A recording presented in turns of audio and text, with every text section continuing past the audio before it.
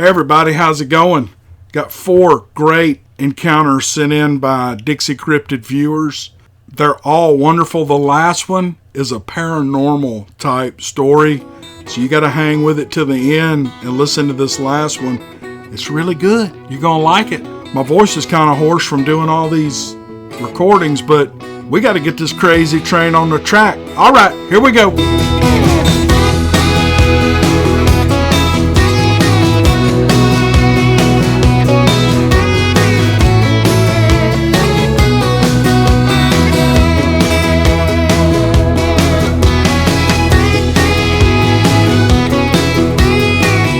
First story is short, but it is really a little gem. It's from LJ in Oregon. She says, I really enjoy your channel, and recently my sister has become a fan as well. Well, thank you. I live in Roseburg, Oregon, which has been named the timber capital of the world. I'm not sure if we actually qualify for that title, but as you can guess, there are a lot of woods around here. I moved here in my 30s and have been here over 30 years. Yes, I'm getting up there in age. I've heard a lot of Bigfoot stories from various people, some more credible than others. Most of them heard things or saw strange things like tracks or tree structures, but they didn't actually see a Bigfoot. Back in the early 90s, I was working at the VA in a small outpost in Eugene. I did patient intake where I would take their weight, blood pressure, and basic triage to make sure they did not need immediate attention. On the bulletin board in my area, I had posted all kinds of cartoons I had cut out of the paper or a magazine. There was one with a Bigfoot in it. I don't even remember the joke, but it was there. An older veteran came in one day, probably in his early 70s. He was wearing a flannel shirt, suspenders, and he was missing the tips of 2 of his fingers, a sure sign that he'd probably been a logger at some point. He didn't say much and didn't seem the type that was interested in making small talk with a stranger, so I was polite, of course, but asked only the necessary questions. After a minute or two, he pointed to the cartoon and said, I've seen one of those. I was surprised to hear this, as he seemed to be a gruff, no-nonsense kind of guy who probably didn't share this kind of thing even if he had. My curiosity overcame my surprise, and I said, Really? Where was that? Eastern Oregon, he said. My buddy and I were up there scouting a few weeks before deer season. I'm sure you're aware this is something really devoted hunters sometimes do. My friend asked me to take a look at something walking along the forest line across the meadow. I looked through my rifle scope to see better. The thing was really big. It was really big and had a funny gait. It was covered in shaggy brownish hair. I knew it wasn't a bear, but I didn't know for sure what it was. And I asked, Did you take a shot? Oh, well, hell no, he exclaimed. We got the hell out of there as fast as we could, and I have never been back. I asked him if he had ever seen another one, and he said no. This was years ago, so obviously I have reconstructed the conversation from memory, except for the last line. I'll never forget that. I absolutely believed every word he said, and was grateful he shared his story with me. I hope you enjoy it, and I know it may not be remarkable enough to share, but at the moment, it's the most interesting Bigfoot story that I know. Well, LJ, right now, that's the most interesting Bigfoot story I've heard all day, so I think it's great. And she goes on to add, if it changes, I'll be sure to let you know. In other words, if she has more stories to send in, then she will. Please do. But I've heard some of these stories from the old timers, from these old guys that are quiet. They've got a lot of life under their belt. And sometimes when those guys speak, everybody perks up and listens, because they normally don't speak unless they have something to say. They're very believable. I've heard some strange tales from some older guys, and I'll tell you, some of them are just probably not true. But then there's some guys that tell you a story and you just stand there with your mouth hanging open going, yeah, oh yeah, I believe that one. So LJ, I know exactly what you're talking about, and all these encounters are important, and I appreciate you sending the email. Thank you. This story is submitted by Amber, and she writes, I've been listening to your show and debating about sending you my stories. I'll be up front, I did not have a visual encounter, and to understand my stories, it requires quite a bit of background info. So if you don't feel like it's worth reading, I'll understand. Amber, it's worth reading. I promise you. I've read through this. This is good. So here we go. In 1996, I moved from Southern California to the Pacific Northwest to a small town about 60 miles northeast of Seattle. Well, actually, my family moved about 30 miles out of town in the middle of the woods. It had been my family's dream to move to the area ever since we visited my aunt, who had a house on Lake Roziger. I'm sorry if I pronounced that wrong. So even though the move was just a couple of days before I was to start high school, I was happy. We ended up finding a house with almost 10 wooded acres on the corner where two large roads came to a T. We had a lot of strange things happen while living on this property. The house was a contested property and a nasty divorce, so it had been sabotaged. We had to live with my aunt while a lot of it got figured out. At one point, someone dumped a camp trailer that had been turned into a meth lab on the outside edge of our forest.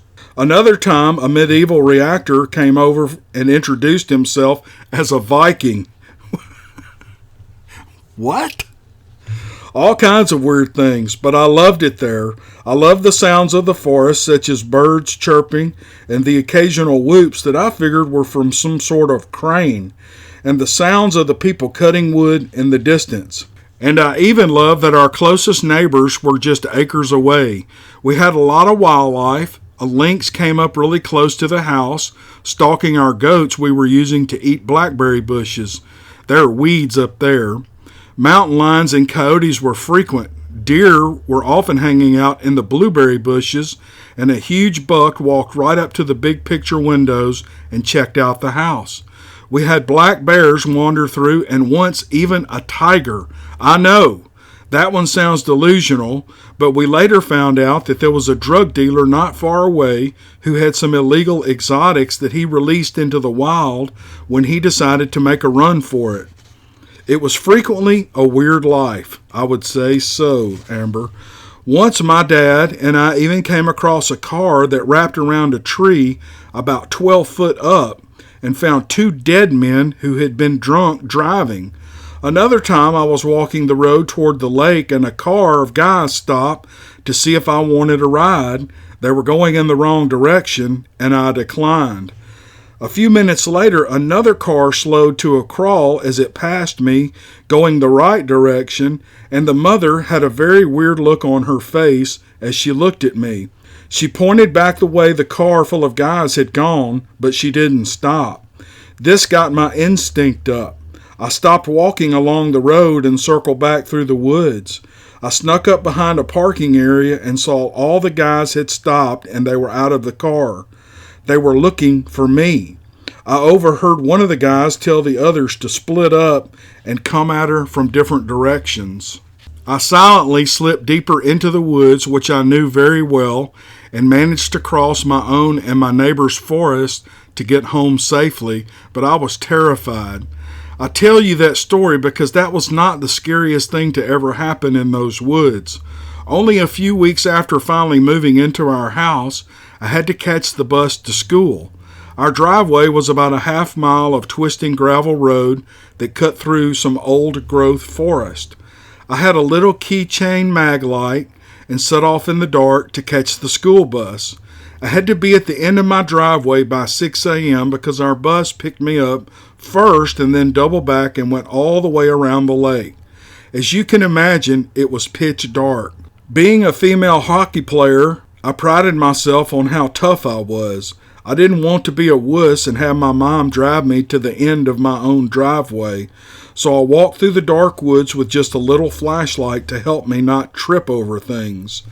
About halfway to the end of the driveway, I felt like I was being watched. I felt like someone or something was just inside the dark tree line, and it was shadowing me. I tried to reason with myself. You're a California city girl. It's just shadows. And things got more creepy feeling, and I said to myself, just relax. It's your imagination. I finally made it to where the driveway met the road and had to stand there waiting on the bus. The feelings of being watched intensified. I swore shadows would move from tree to tree, and I very distinctly heard a very low growl. It was not like a big cat, a coyote, or even a wolf growl. It was like something from a movie. Every time I would turn back and look down the road for the stupid bus, I would hear footsteps behind me. I know there was a second growl. Now, about 23 years later, I can't remember if I managed to wait it out for the bus or if I hauled butt for the house. I just remember being terrified, and from that point on, I insisted on getting driven to the school. It wasn't until I started listening to you that I realized that the whoops and the tree chopping, the knocking sounds, might not have been a crane or the distant neighbors. I can say that my instincts have never led me wrong, and my instinct in this was that something was watching me. Something that wasn't scared of me. The deer, the lynx, coyotes, bucks, and even the mountain lions and black bear and the tiger were all skittish. We just raise our voice and raise our arms and they take off. This thing, though, wasn't scared of me at all. Not long after this event, my dog started scent marking the property. Once she got to full size, we didn't get much wildlife on our property. She scent marked well on her own, and a couple of years later, her best friend, a huge Rottweiler, got adopted by a neighbor. The two dogs would do a perimeter run every morning. My dad followed them once to see what they were up to. The big Labrador and the Rottweiler would walk the perimeter of our property, and the neighbors say hi to the horses, who actually loved the dogs and would walk along the fence with them, that another neighbors had close to our east property line and marked their scent everywhere. It wasn't until after both dogs died that the big predators started coming back. But just like before, they were more scared of us than we were of them. Well, at least most of them. And she goes on to write that she has another encounter. But Amber, I think we have a sixth sense about this stuff. You were seeing shadows move from tree to tree and you heard a growl. I don't know what it was, and maybe you don't know what it was, but surely it could have been a Bigfoot. I don't know. I'm glad you're okay, and thank you so much for the well-written submittal. I really appreciate it. All right, this next story is submitted by Daniel. He writes, I was born in Portland, Oregon, and lived in Staten, Oregon with my grandparents and two brothers. I was a middle child and I was 12 at the time of this experience. My grandparents were caretakers of a handicap camp for children who were deaf and mute, and the camp was approximately 1 mile back in the woods away from the highway.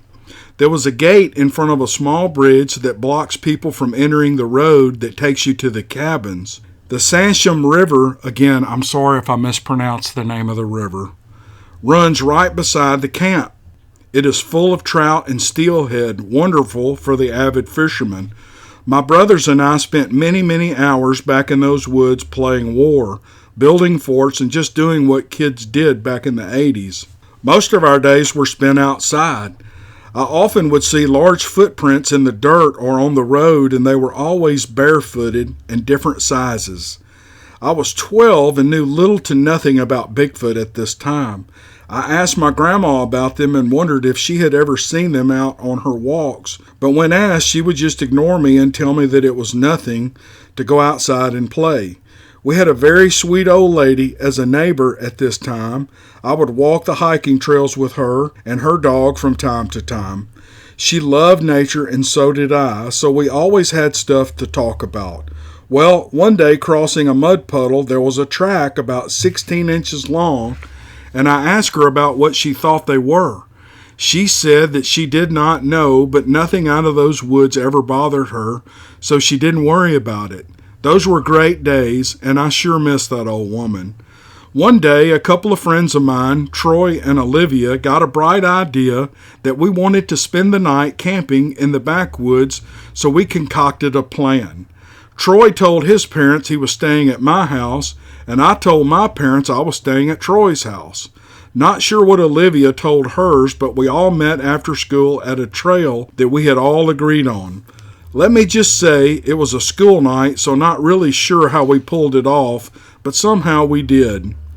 We must have traveled at least a mile from my house when we decided to pitch the tent. We also had a pack of hot dogs and a pack of matches. That was the extent of our camping gear. Oh, and we had one flashlight. We had a great time acting stupid and just being kids. As the sun went down, we decided to build a fire, but that was short-lived because the rain started coming down in sheets for hours, it seemed, around 10 p.m. We had all we could take. The tent was leaking, and we were soaked and miserable. We all agreed we had to go back home, so in the pouring rain we started our extraction. Troy was in the front with the flashlight, and I was in the back of the line with Olivia in the middle. The trail was only about 2 feet wide, and we had to walk in a line. Well, about 15 minutes into the hike, we rounded a corner, and in this bend in the trail sat a very large tree, and it caught my attention. I have walked this trail 1,000 times, but that night, about 9 to 12 feet up, I saw what I thought was an owl looking at us with these big orange eyes, but I also knew that this tree did not have any limbs on it this low. But I was in a trance of sorts, just staring at those eyes. I felt no fear. I did not feel in danger. It was just a really, really out-of-place feeling. I realized that the others had kept walking and had gotten ahead of me. I yelled and ran to catch up. We made it home just fine, and I told my grandparents something had come up with Troy's family, and I had to come home. I snuck Troy in the window and under my bed until the next day. Bet that was comfortable, Troy. A few months later, it snowed around 6 inches, and my grandma and I went for a walk down the road, heading to the camp when I spotted some 16 to 18-inch tracks. They ran from one side of the road to about 30 feet on the other side. When I pointed them out with excitement, look, this is what I've been telling you about, Grandma. She looked interested, but not too surprised. She just said, well, I'll be, and that was the end of the conversation, like she knew already. Over the years, I have thought of that place many times, and here's the conclusion that I have come up with. The eyes that I saw were a large female Sasquatch, who meant us no harm at all. As a matter of fact, I believe she was making sure that we made it home safe. I had been in those woods many times, and I think she felt I was just part of the woods like the birds or the deer. I really don't know, but in my heart I know that there's nothing going to hurt me or my friends that night. And he goes on to write, I'm 44 years old now, and I live in Belden, Mississippi. And I thought my big days were left behind that wonderful camp in Oregon. But guess what? I bought some land in Potts Camp, Mississippi, right next to Holly Springs Wildlife Refuge. And, by the way, you're real close to me. And I have seen and heard what I believe to be a young male, but time will tell, and that is a story for another day. Daniel, that's a good story. That's one of those deals where you just have an intuition of what it was, and I don't have any reason to doubt you. Great story, man. I appreciate you sending it in. Okay, this last story is sent to me by Chris, and the encounter happened in Arkansas. I'm not sure where in Arkansas. This is a real exciting story, and it's got quite the paranormal flavor to it. So I want you to hang with it because you're really going to like this one. It's action-packed. Chris writes, first let me say that I'm 72. My friend is 75. 30 years ago, we both had an encounter. At the time, we did not know each other.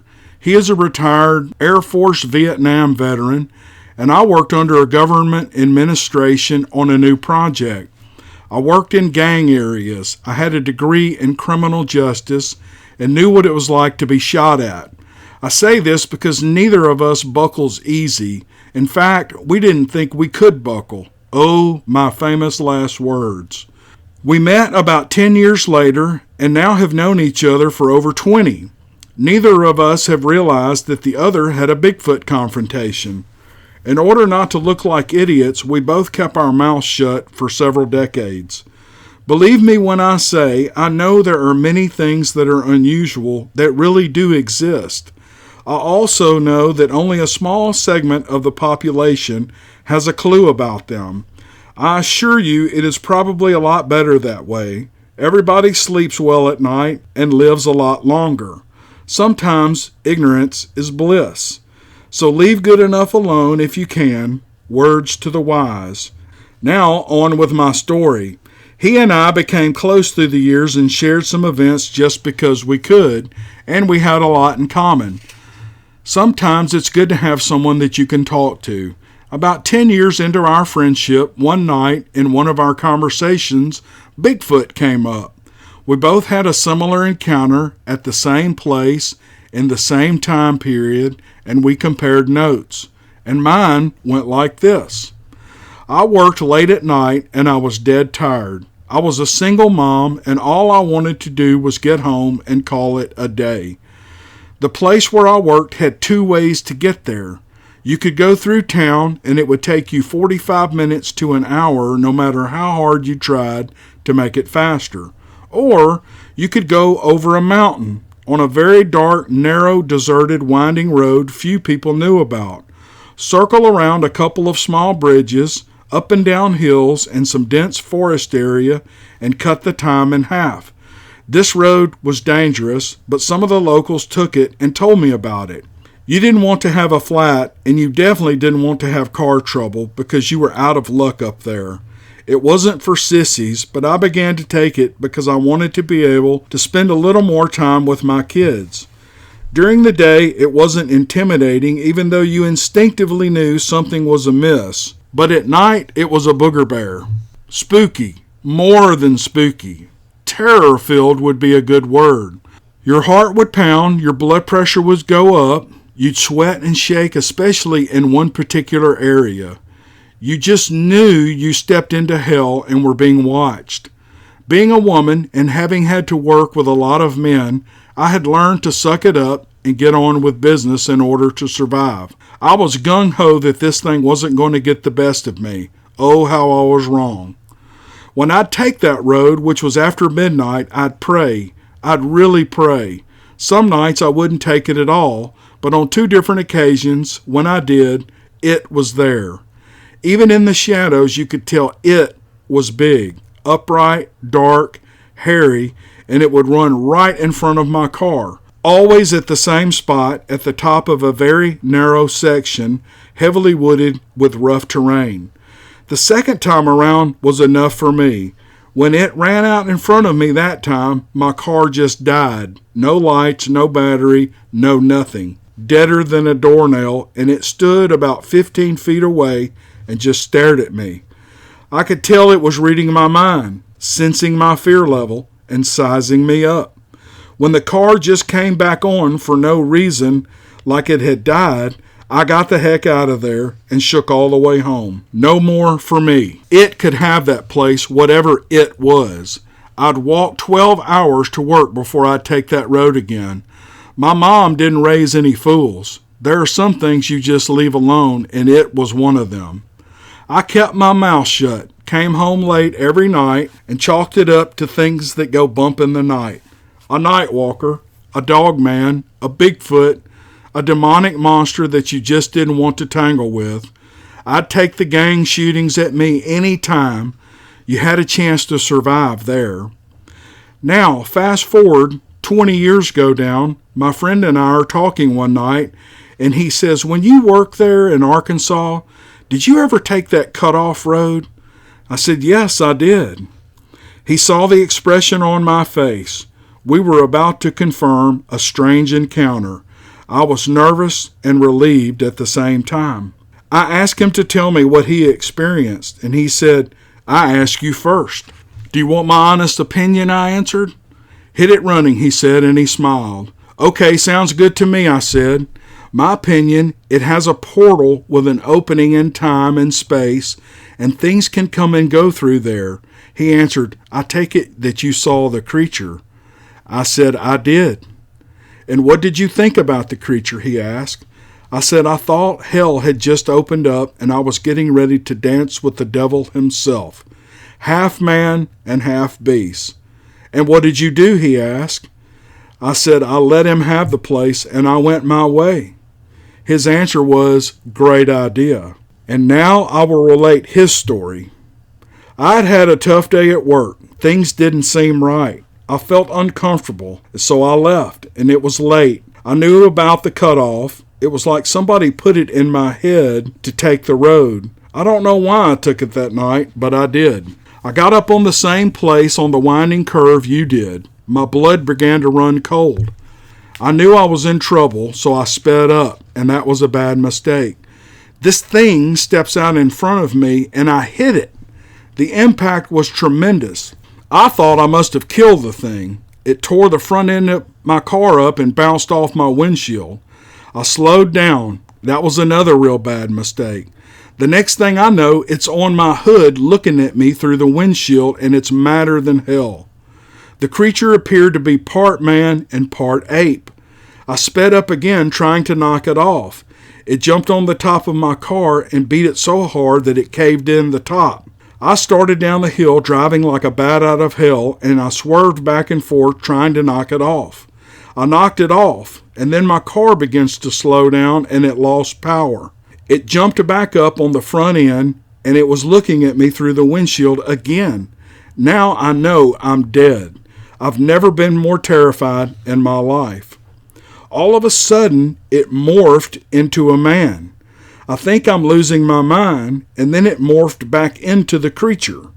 The last time I looked at it, it was the creature. Then it falls off the car, and in my rearview mirror, I see it limp back into the woods. I can hear it thinking. It wants me dead. I know it can hear my thoughts, and that unnerved the hell out of me. I'm still trying to process what happened. So I'm at the insurance company the next day, and I tell the guy that I hit a deer. The dents don't really match up because they're scratches, and I say I must have hit some underbrush too. The guy looks at the roof and says it looks like a gorilla beat it with his fists, and then he laughs.